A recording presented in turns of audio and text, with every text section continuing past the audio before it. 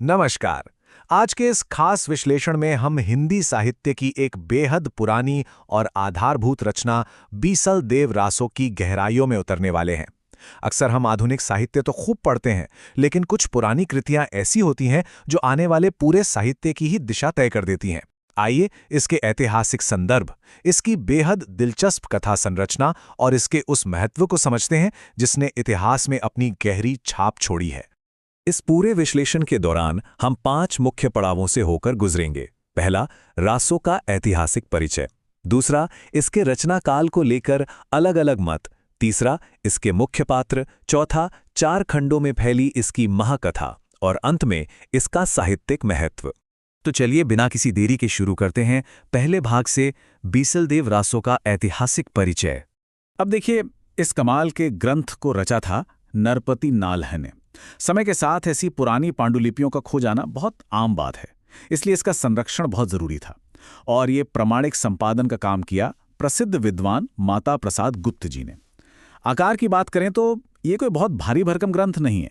ये महज 128 छंदों की एक बहुत ही कसी हुई रचना है। मतलब कम से कम शब्दों में बहुत ही गहरी और प्रभावशाली बात कही गई है। अब बढ़ते हैं दूसरे भाग की ओर, रचना काल को लेकर अलग अलग विद्वानों के मत। ये बड़ा दिलचस्प है। मूल पांडुलिपि के अंदर एक बहुत ही रहस्यमयी पद्य मिलता है।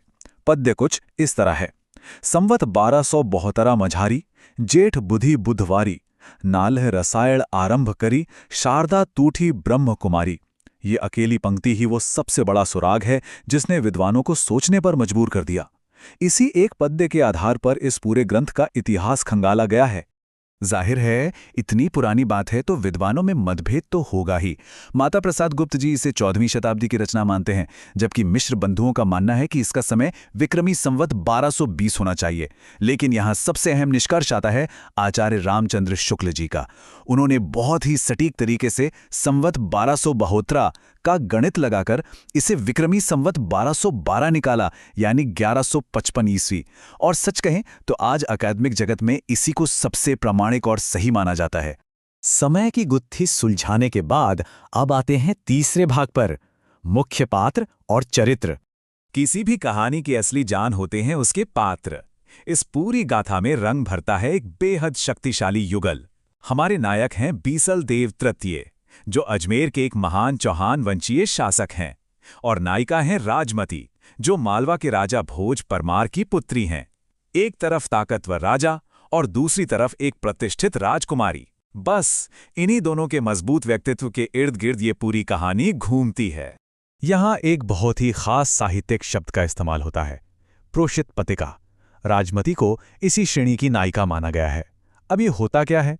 असल में ये शब्द उन महिलाओं के लिए इस्तेमाल होता है जिनके पति परदेश चले गए हों और जो पीछे से वियोग का यानी जुदाई का गहरा दर्द सह रही हों।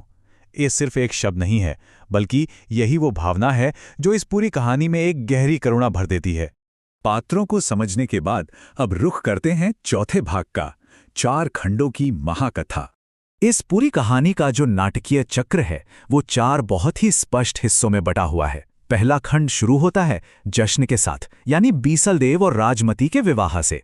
फिर आता है दूसरा खंड और यहीं से कहानी में तनाव पैदा होता है। कुछ ऐसा होता है कि बीसल देव रूठकर उड़ीसा चले जाते हैं। तीसरा खंड इस कहानी का सबसे भावुक हिस्सा है। यहाँ राजमती के विरह का, उसके दर्द का बहुत गहराई से वर्णन है, जिसके अंत में बीसल देव वापस लौट आते हैं।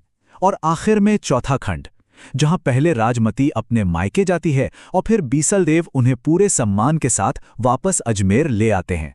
यहां आकर ये पूरा भावनात्मक चक्र अपनी मंजिल तक पहुंचता है। और अब हम पहुंच गए हैं अपने अंतिम यानी 5वें भाग पर। हिंदी साहित्य में इस ग्रंथ का क्या महत्व है? सच कहूं तो बीसल देव रासो केवल एक राजा रानी की कहानी भर नहीं है, ये एक बहुत बड़ा माइलस्टोन है। क्यों? क्योंकि हिंदी साहित्य में सबसे पहली बार 12 मासा वर्णन का इस्तेमाल इसी ग्रंथ में हुआ था। ये एक ऐसी कमाल की काव्य शैली है जिसमें पूरे साल के 12 महीनों के बदलते मौसम के साथ साथ नायिका के दर्द और विरह को जोड़ा जाता है। मतलब मौसम का हर बदलता रंग राजमती के दर्द को एक नया रूप देता है। यह शैली इतनी प्रभावशाली थी कि इसने इसे साहित्य का एक अनमोल रत्न बना दिया। तो इस पूरे विश्लेषण को समेटते हुए एक बहुत बड़ा सवाल मन में उठता है, बीसल देव रासो में बारहमासा शैली के इस पहले प्रयोग ने किस तरह से आने वाली कई सदियों के हिंदी महाकाव्यों के लिए एक मजबूत भावनात्मक आधारशिला रखी। सोचने वाली बात है कि कैसे एक अकेले प्राचीन ग्रंथ ने हिंदी कविता के पूरे ढांचे को हमेशा हमेशा के लिए आकार दे दिया। ये सचमुच अद्भुत है। इस ऐतिहासिक और साहित्यिक सफर में साथ बने रहने के लिए बहुत बहुत धन्यवाद।